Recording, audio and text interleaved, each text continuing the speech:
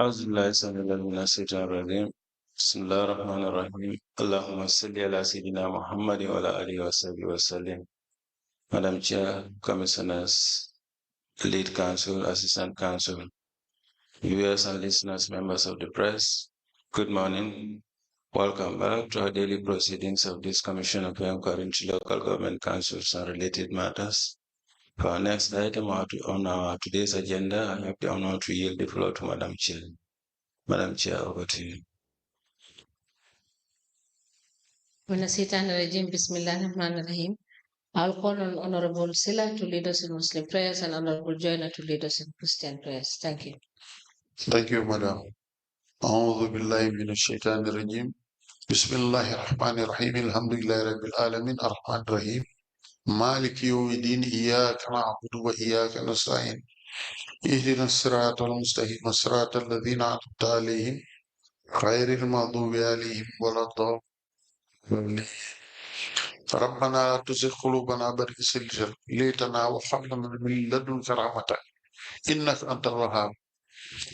اللهم صل على محمد وآل محمد كما صليت على إبراهيم وعلى إبراهيم وبارك على محمد وآل محمد كما باركت على إبراهيم وعلى آل إبراهيم في العالمين إنك حميد مجيد. إن الله وملائكته يصلون على نبيه الذين آمنوا صلوا عليه وسلموا تسليما. صلى الله تعالى عليه وعلى آله وصحبه وسلم تسليما بحرمة اللهم صل على سيدنا محمد الفاتح لما أخلق والخاتم لما سبق نازل الحق بالحق والهادي إلى صراطك المستقيم وعلى آله حق قدره ومقدار عظيم. سبحان ربك رب العزة عما يصفون والسلام على المرسلين والحمد لله رب العالمين. آمين. In the name of the Father, the Son, and the Holy Spirit. Amen. Almighty God and Father, the giver of life and comfort, we adore you this glorious day for seeing us through last night. So many unpleasant things are happening as we draw closer to the end of the year. We ask that you avert all such things from us. We dip ourselves in your blood. Cover us under your divine canopy. We abort every evil plan against our lives. We come against spiritual forces in high places. We pray that none of us shall be victims of accidents, sudden deaths, and anything else that is not of you. Guide us as we journey on this day, and may your Holy Spirit continue to abide with us now and forevermore. Amen.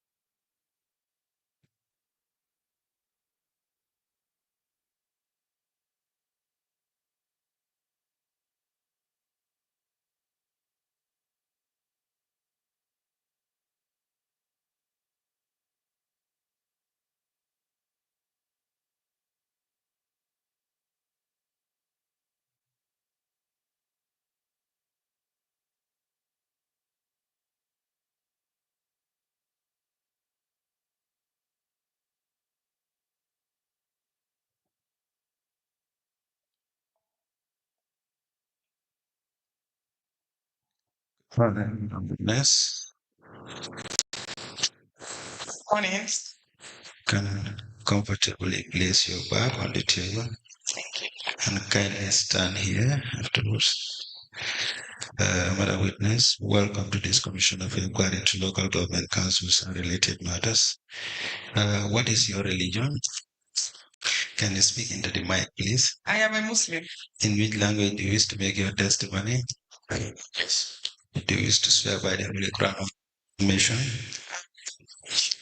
Madam Chair, witness wishes to make an affirmation. Okay, use your right hand President, and then repeat after me. I, SAINABOU Sonko, do solemnly, sincerely, and truly declare that the evidence I shall give shall be the truth, the whole truth, and nothing but the truth. Thank you. You may be kindly seated. Madam Chair, the witness is sworn. I have the honor to hand over the witness to for us to proceed.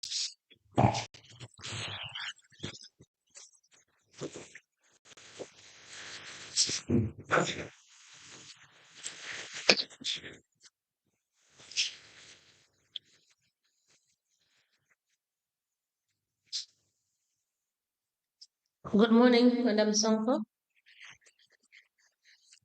Please move the mic towards you. Okay.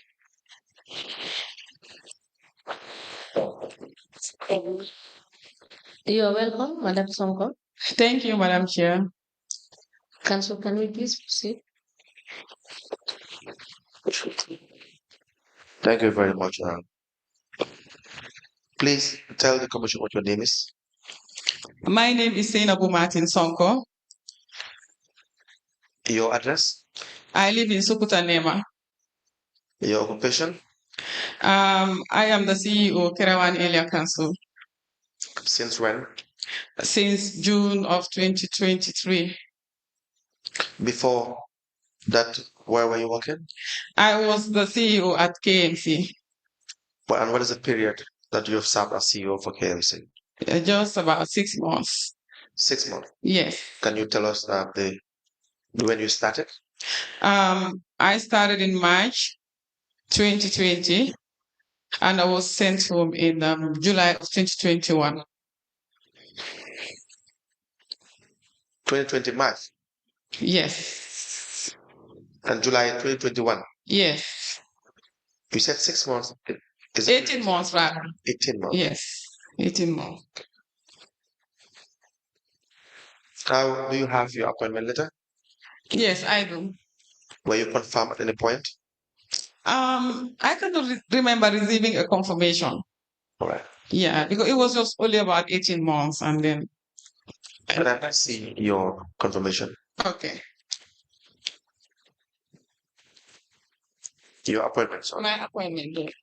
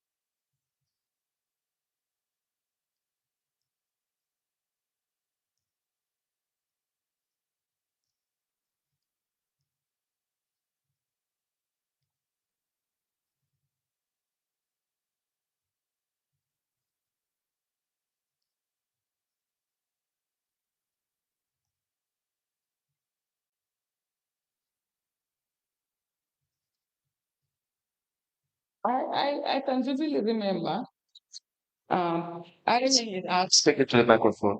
Yeah, I can vividly remember arranging it in this file, but I cannot seem to find it. Okay. But hopefully, I hope to search for it and bring it. Please. Yes, thank you. Now, can you tell us what your educational background is? I attended Bundung Primary School. From there, I attended Banjul Secondary Technical School, graduated with a secondary fourth, and proceeded to Nusrat High School. After attending my O levels, I proceeded to Gambia High School, where I achieved my A levels. Then I joined the civil service for some time and went back to school. That is the University of the Gambia.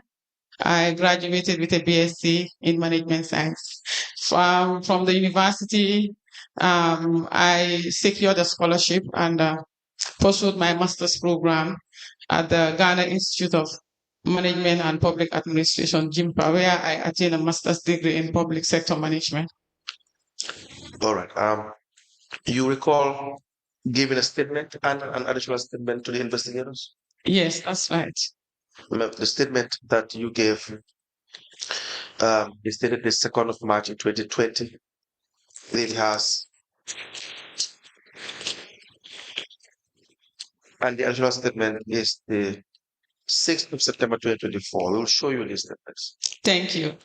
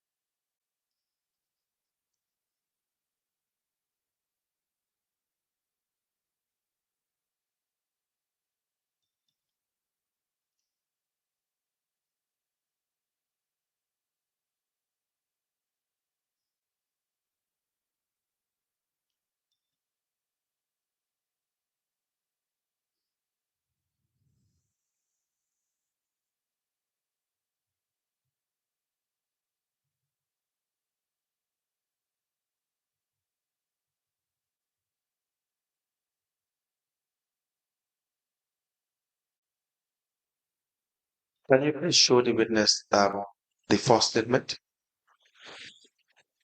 Yes. Is it with you? Right, quiet.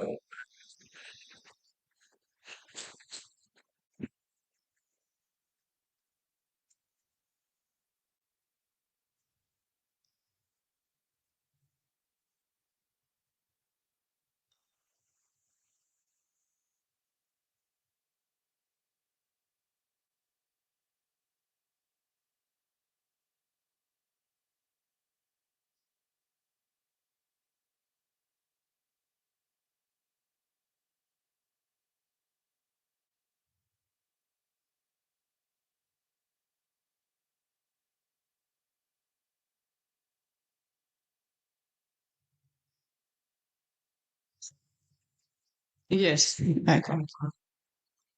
Please go through the statements. You mean my main statement or the additional? Both. The main statement is dated the 2nd of March 2020. Are you giving that one? I have my copy in my laptop. Yes. So we will give you the original copy that you sent to the commissioner. Okay. Please go through it. Okay.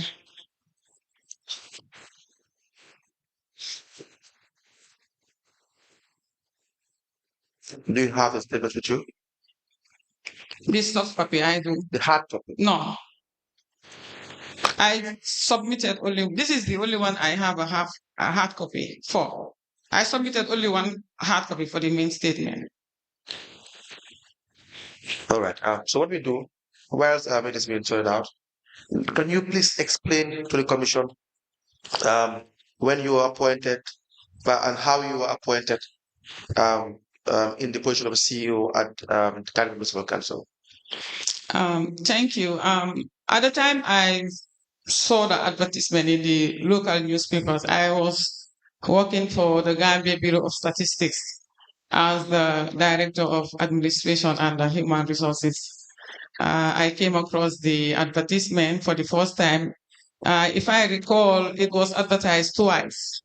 So the first time I saw it, I kind of ignored it, but it caught my attention anyway. So after some time, I saw it pop up again in the local newspapers. Then I called the attention of my husband to it, and I informed him that I saw this vacancy being advertised, but I am interested in it, but the general perception with area councils. So I told him that I am a little bit not sure. Yeah, I am a little bit I have doubts. What do you mean when you say the general perception of the area council? That it's a political environment, and you can't have your independence if you want to survive. Yes. Please proceed. And my husband encouraged me to apply, which I did. After some time, I was called on the phone by one Moduge. I believe he was or is still the HR advisor to KMC. Moduge? Yes, Moduge. To confirm if I am the one who applied for the position of the CEO. I answered in the positive, and he asked if I am really interested in the position. Then I told him that if I am accorded the opportunity, I will deliver to the best of my ability. So sometime later, I was invited to go and attend the interview at the Ministry of Lands and local government. Yeah, by the Local Government Service Commission. I attended the interview with, if I recall, I remember seeing the acting CEO at the time of the council, Jaja Cham. I remember seeing him as an interview, but at that time I did not know he was a staff of the council. We were together because I learned that they conducted the interview in 2 days. So for our batch, we were in the same cohort. I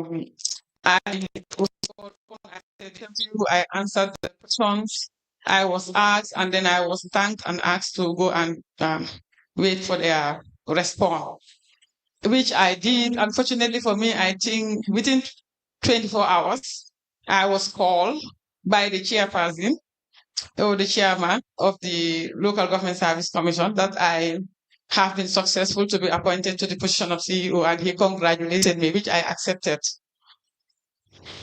Okay. Then a few weeks later, I received my appointment letter. My appointment letter. To the position of a CEO. Yes, to the position of a CEO. And you assumed responsibility. Yes, that's right. Now, what was the environment at KMC when you were appointed as CEO? Like I said, my husband encouraged me and told me that the environment has changed. And when I joined them, that's what I thought I found there. That's what I thought I found.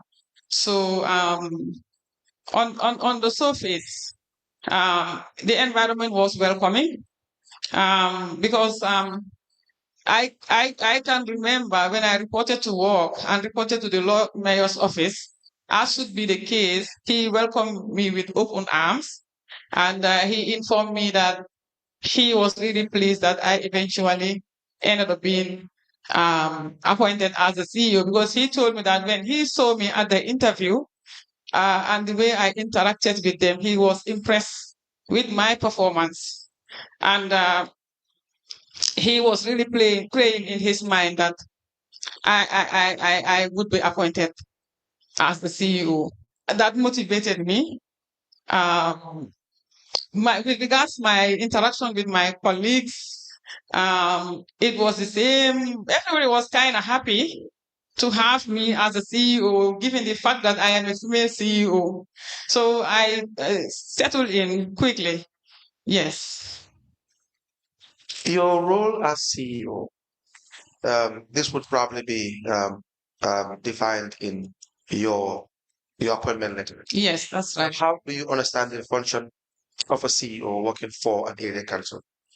Yeah, as stated in my appointment, I am responsible for managing the affairs of the council, the day-to-day performance of the executive, and the administrative functions of the council, and as well as the implementation of all its decisions. And as the accounting officer of the council, it is also my responsibility to supervise, monitor. Are you reading from my statement? You don't have to read. Oh, well, no. I just want to, as stated in my appointment letter, I mentioned that. Yes, but you've worked as a CEO. Yes. You're still a CEO. Yes. You don't have to explain word for word in relation to your statement. You just want to have understanding. Yes. The role of a CEO in relation to in your understanding. Thank you. From my experience, as a CEO, I am in charge of managing the affairs of the council and implementing the directives of the council in line with the laid down rules and regulations of the local government service.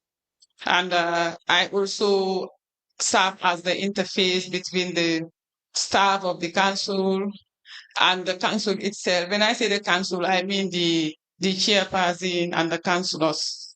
Yeah, anything that requires their attention from the administration, I am the one who forward it to the council for consideration and decision. Yes, so your roles are also defined in the Local Government Act. Yes. 2000, section 43, where it says, and I will read, the chief executive officer shall manage the affairs of the council and shall be answerable to the council as and be subject to its direction and control. Now, 2, a chief executive shall, in the exercise of his or her function, report to the chairperson. Do you see that? Yeah, that's right. Number 3, without prejudice to the generality of the provisions of this section, a chief executive shall be an ex-officio member of all committees of the council, be responsible for the day-to-day performance of executive and administrative functions. That's right. Supervise, monitor, and coordinate the activities of the department of the council. Be accounting officer of council. Be the custodian of all documents and records of council and perform such functions as are required by the Act or any other enactment. So section 42 talks about the administration in general. That the chief executive shall be an executive for each council whose office shall be an office in the local government service and shall, subject to the provisions of this act, be subject to terms and conditions which may be prescribed by the act. 2, the chief executive shall be appointed by a local government service commission after consultation with the chairperson, who may attend all proceedings and deliberations of the commission when considering the appointment of the chief executive. Now, you have these functions to perform as CEO, correct? Yes. You have your working tools as well, not only the act. You're familiar with your necessary working tools? Yes, the Local Government Act. Yes. 2002, the Finance and Audit Act, 2004, and the Financial Manual. Yes. Yeah. And so they all explain your accountability. Yes. Responsibility in relation to your functions. That's right. Now, how are you answerable to council? How do you understand that requirement? From my experience, in terms of spending, if the spending amount exceeds the threshold, it should be referred to the council for approval to be given to the administration to go ahead and implement. Yes, and also in terms of there are certain category of staff that the council can employ. So in those respect, it has to be referred to the council for the council to give the approval for the administration to go ahead and implement the necessary procedures to engage that category of staff. And what is this category as far as you can recall?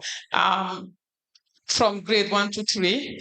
Grade 1 to 3? Yes, the council can appoint. Yes. And 3 above? 3 above has to be referred to the local government service. Yes, service commission for appointment. Or in the case wherein the council appoints, must report the appointments to the local government service commission for endorsement. So what is the process as well for disciplining staffs, the disciplinary process? The council has a certain right or authority over the category of staff that the council appoints. Yes. Yeah, for staff above that category, it has to pass through the establishment and appointment committee. Yes. When the establishment and appointment committee does their investigation or do their investigation, the recommendations from the committee must be also tabled at the general council for the general council to endorse. And once the general council endorse, must be forwarded to the local government and service commission. How about staffs above the grade 3? Yeah, I'm talking about in terms of staff above. Generally. Yeah, generally. Now, in your time as CEO, have you had cause as a council to recommend for the discipline of any staff? I think I can recall few cases. The director of internal audit, Mr. Fufana, and one Omar Jete. Who is Omar Jete? Omar Jete is a license collector, if I recall properly. What happened in this case? He was accused of receiving bribery or was engaged in fraudulent practices. Yes. And his case was forwarded to the establishment and appointment committee. The committee deliberated on it and reached a decision which was forwarded to the general council. The general council passed it or approved. Then we forwarded to it was forwarded to the local government service commission. Yes, so that is the process. Yes. Now, the expenditure in council, what is the role of the CEO in expenditure? The CEO has up to a certain limit that it can spend. Yes. Without referring to the general council. Yes. But above that limit, if it is in the case of awarding contracts, it has to be approved by the general council first, and then referred to the contracts committee, which the CEO is the chairman, the chairperson. Yes. Yes. Now let me read what we have in the financial manual. Okay. Page 19, section 05, talks about authority for expenditure. It says the authority to incur expenditure is invested in council through budget approval. The finance director shall not make any payment nor accept any charge in his accounts unless authorized by the chief executive and in accordance with the monetary thresholds approved by each council. Now, as regard the monetary threshold, it should be noted that up to a given amount, the CEO can approve. Up to a certain amount, the CEO is required to consult and seek clearance from the chairman or mayor. Beyond a given amount, the CEO is required to refer such expenditure to council to seek approval. So, going by the manual, there are 3 categories or stages of approval. First is there has to be a threshold passed by the council. Yes. By way of resolution. Yes. That, for instance, the CEO can approve expenditure in relation to amounts starting from 0 to $100,000. Yes. And then beyond $100,000, all the way to $200,000, maybe the mayor should approve. And above that threshold, this council should approve. Yes, that's right. Followed by James, when you were there? When I was there, I tried as much as possible to ensure that we operate according to the deadlines that dictates our operation. Yes. That is for amounts from 0 to 100, and most of those payments, even in that case, the Lord Mayor was consulted during my time. Yes. Was consulted. Yes. But because what happens is every morning the CEO has a briefing with the mayor, and it is in that briefing that the daily activities to be implemented or executed are discussed and are finalized for the administration to go ahead and implement. Yes. Yes. So in that briefing is where you get the approval? Yes, even for amounts below 100,000. So how do you get the approval? Mostly it's verbal through the mayor. We look at the payments at hand, and he okays the payments. Even for amounts above that. Yeah, because I can recall when I first assumed the position of the CEO, there was a list of payment that was presented to me to look into and try to pay them in sequence. Yes. Yeah, to pay them, like to pay one contractor or a supplier, then move to the other contractor or a supplier. It was given to me at the mayor's office. The mayor, if I recall, Kanjura Kani was there because they said they had issues with those payments before I joined the council. At the time, they had issue with Jaja Chap, and the Jaja was not willing to honor those payments. So when I came in, that is the first thing that I was engaged on, to go ahead and pay them. And some of the amounts were up to 300,000 plus. Do you know why the Jaja would not honor those payments as second CEO? From what I had, I cannot verify because I did not discuss with Jaja that Jaja was not happy. Yes, so I think they had some kind of understanding among themselves, Jaja, Kanjura, and the mayor, which Jaja felt that his part of the agreement was not honored. So, as a revenge, he decided not to honor those payments. When you came in as CEO, did you verify as to the reasons as to why those payments would not be paid, and then whether they were genuine and refusal or not? To be frank, I did not have time to verify. What do you mean when you say don't have time to verify? Because this payment was just given to me and I was asked to go ahead and pay. But you could have verified. I agree. You could have verified. I agree. Yes, because then you have your manual to guide you. You have your responsibilities. So therefore, you have a finance director. Was there a finance director at the time?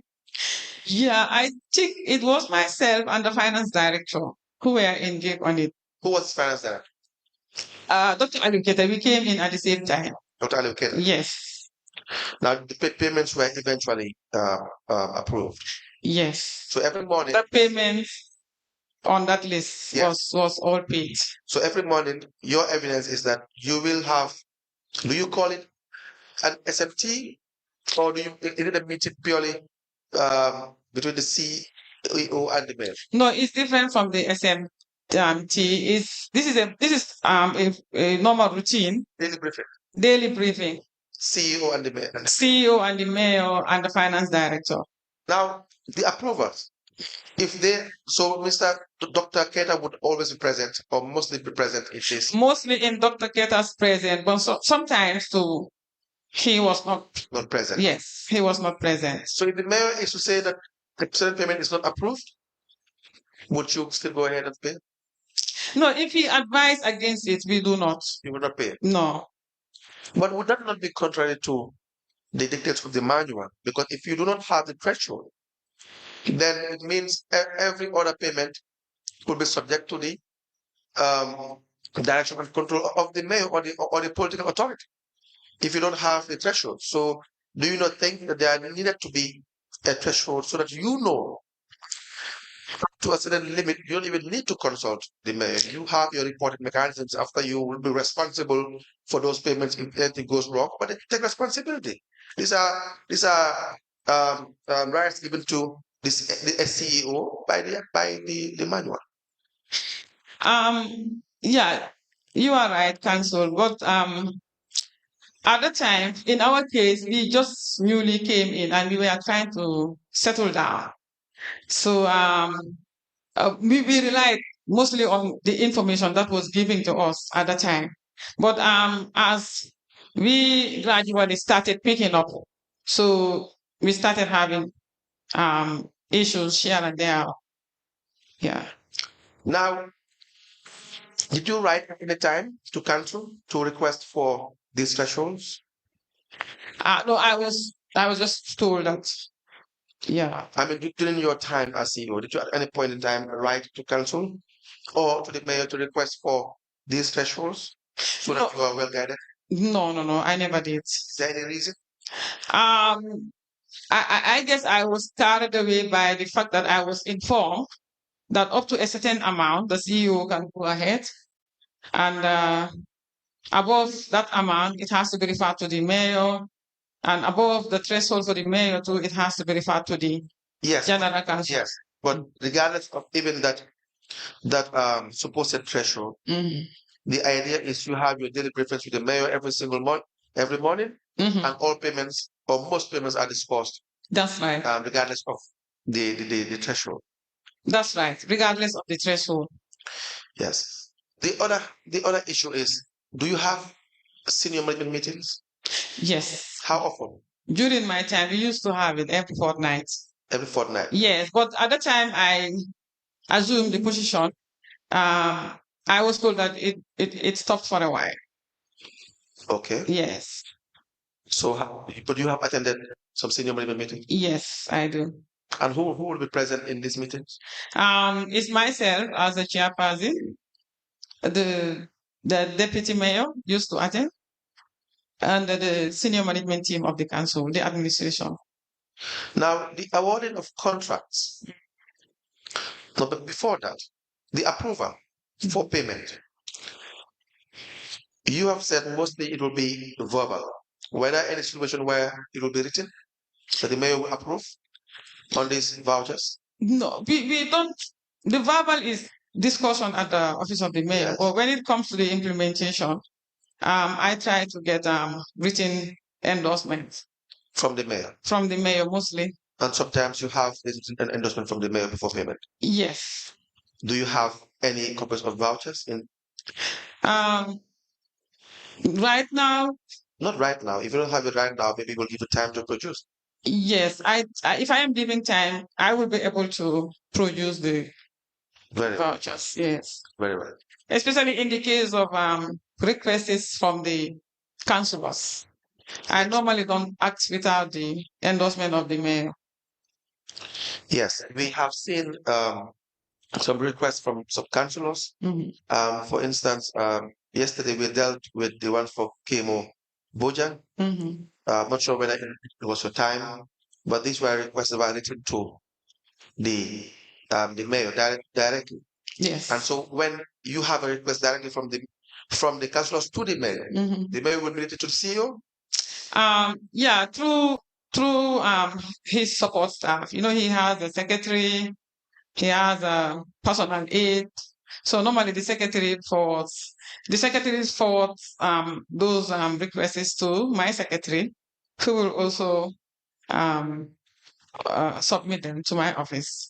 Okay. Yeah. So how many committees were on the ground when you assumed office as CEO?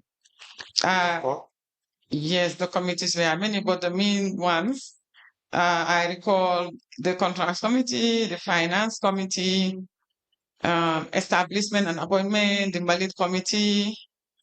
You have the accounts committee.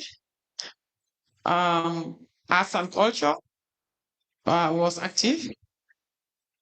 Environment was active, and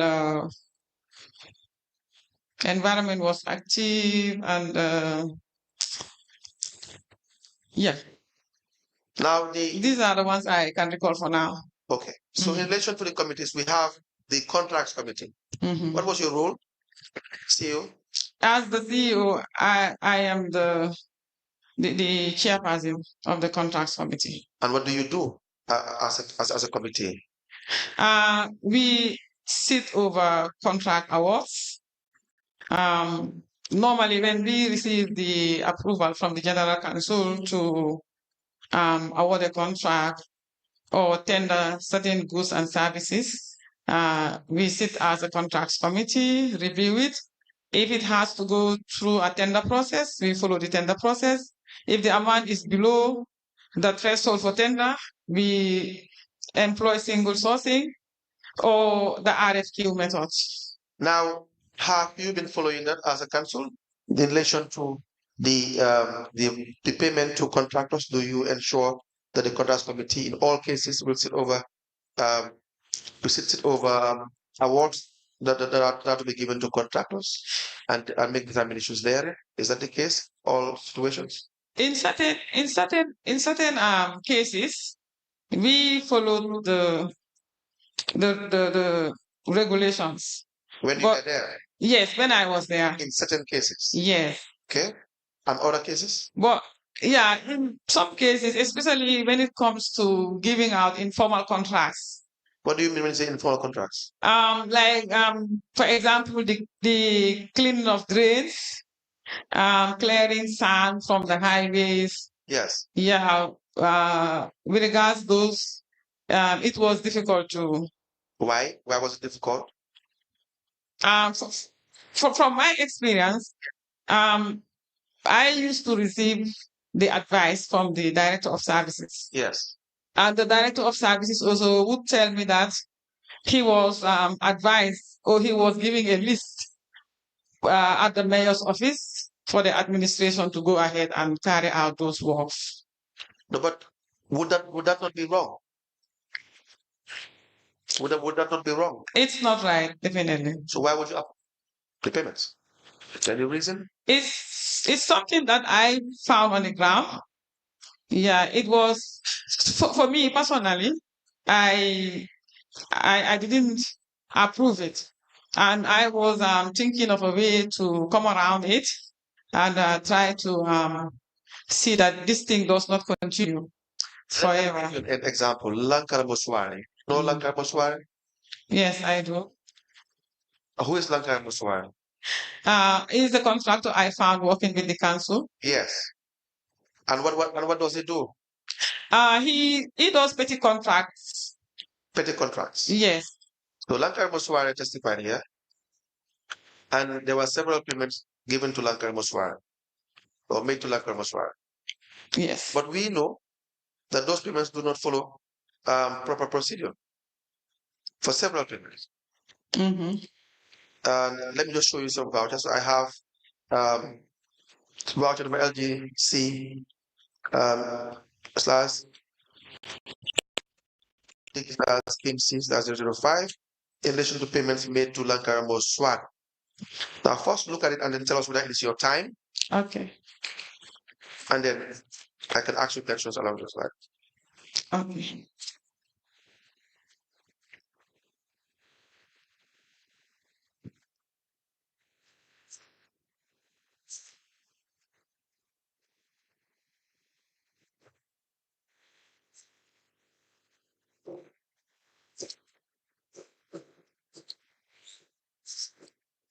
Yeah, the first one is mine.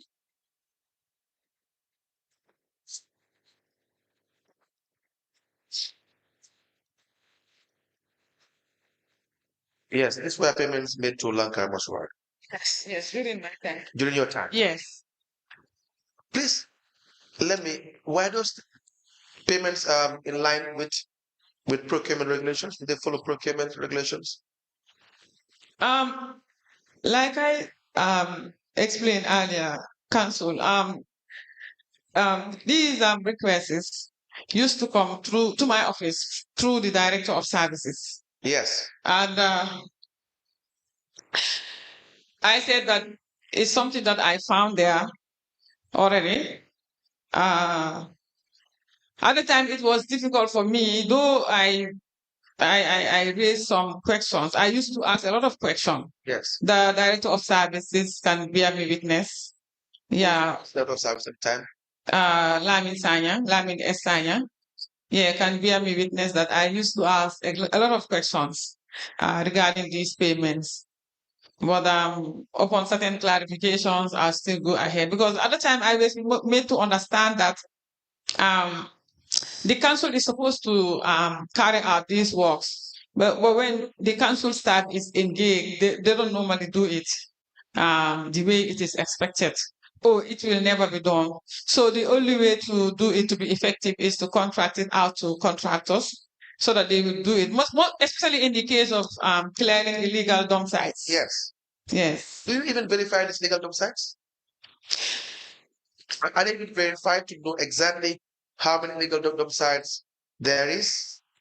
I remember I visited few drains that needed to be cleared, and at that time it was towards the rainy season. I think in 2020. Yeah. Yeah. When I just You don't have to do it yourself.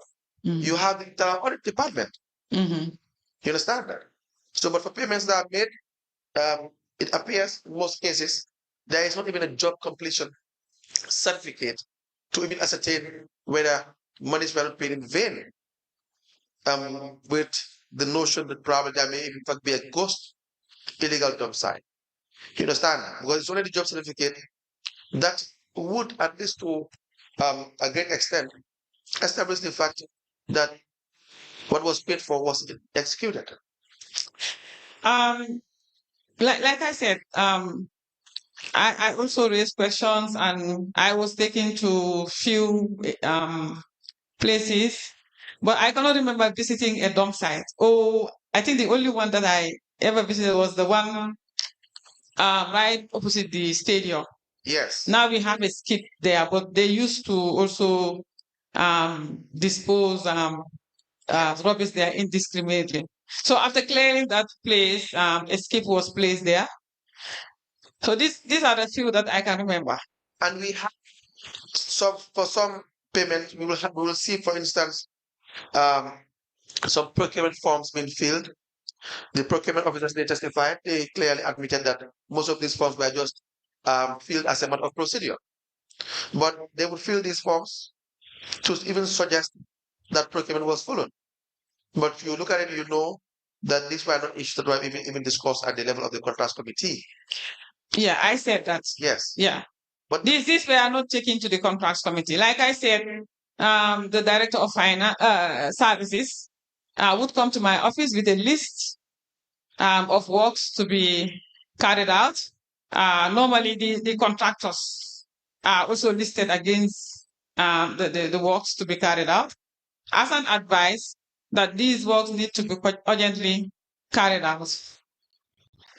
But you will know and admit that these were wrong payments because they did not follow due process. I agree. And even for if a payment is supposed to be urgent, you will realize that the financial manual did actually address issues in relation to payments that are supposed to be urgent. Right. Urgent payments. Do you understand? So it was a matter of just following the manual to be sure. So why was it difficult, really difficult to follow due process in relation to payments made to several contractors like Lankara Bosware and others? Why was it difficult? Like I said, there's always an urgency attached to these works to be done. And what is the urgency? Like an illegal dump is discovered somewhere in the municipality. Yeah, but what is the urgency? What is the urgency? It has to be cleared with immediate effect. Why? Mostly it's not good for the image of the council. Yes. Yes, it's not good for the image of the council. But it's not the council's fault to a certain degree that there's an illegal dump site. Definitely, it's not the council's fault to a certain degree. It's the council's fault, but it is not when you have an existing situation. Because you have a situation where there are illegal dump sites continuous. Yes. Throughout, and they are not addressed. If you have a new illegal dump site, then that's different.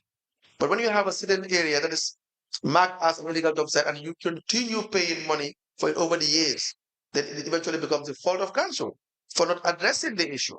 So where is the urgency? That's my point.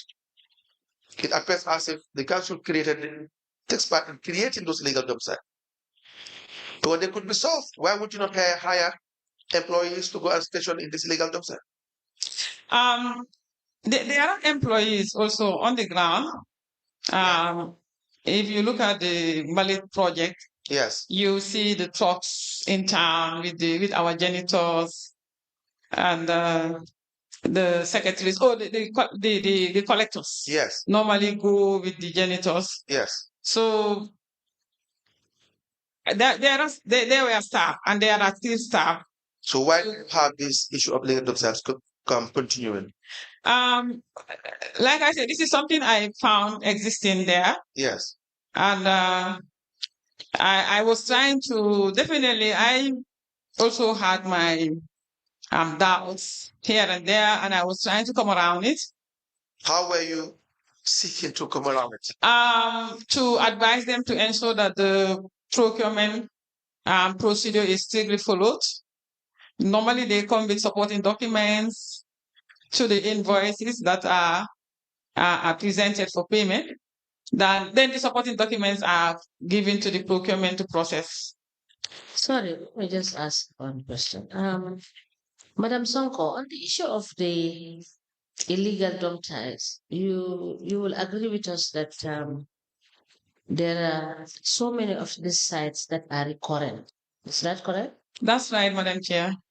Now, the Environment and Sanitation Unit, don't you think it should have been your duty to make sure that all these illegal dump sites are mapped out so that when you pay any voucher, you are sure that these are the dump sites that are being referred to in the vouchers, and you work towards making sure that they are cleared, and they are cleared in a way and manner that it will be difficult for reoccurrence. But if you don't have the data, don't you think that is what has warranted the continuous payment for the clearing of illegal dump site with so much money being expended, and you cannot account for it?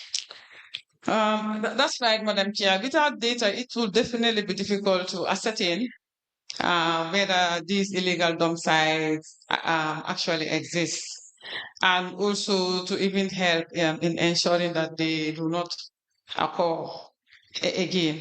The Environment and Sanitation Unit is under the Director of Services, and the Director of Services was the one who was normally engaged by the council. Sometimes you have a councillor calling upon the director to complain of an illegal dump site or a train to be cleaned from his ward or her ward.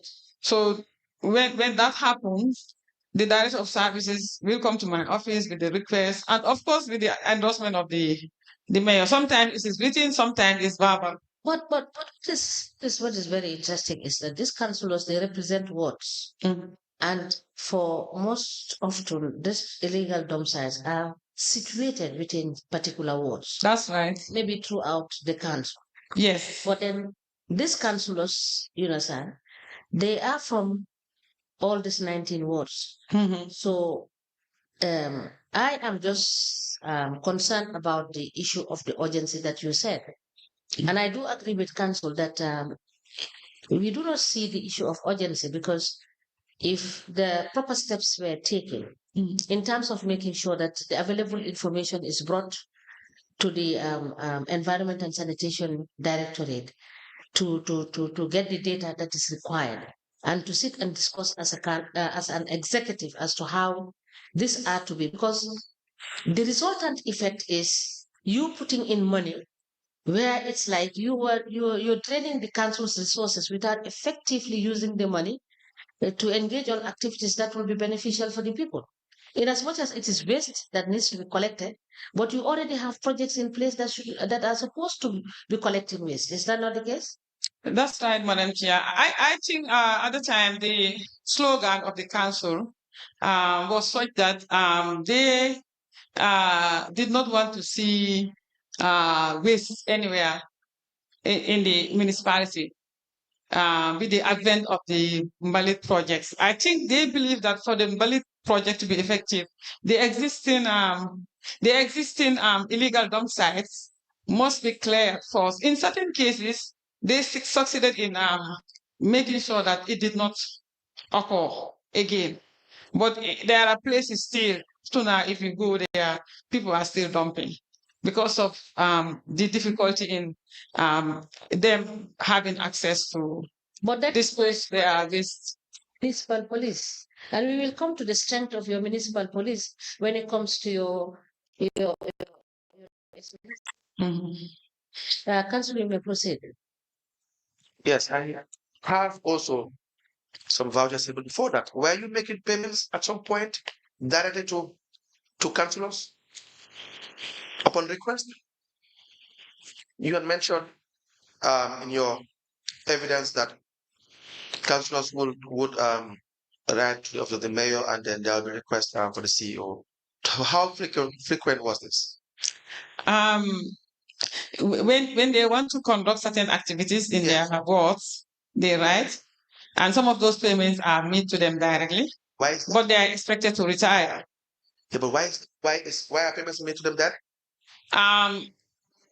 To go and implement, especially in terms of football matches. Councillors be paid money direct. It's a question. Should they be? I don't think that is right, Council. I don't think that is right, but it's not even a matter of thinking. I mean, there is nowhere that if you look at the classification of payments, there's nowhere that councillors should be paid money direct.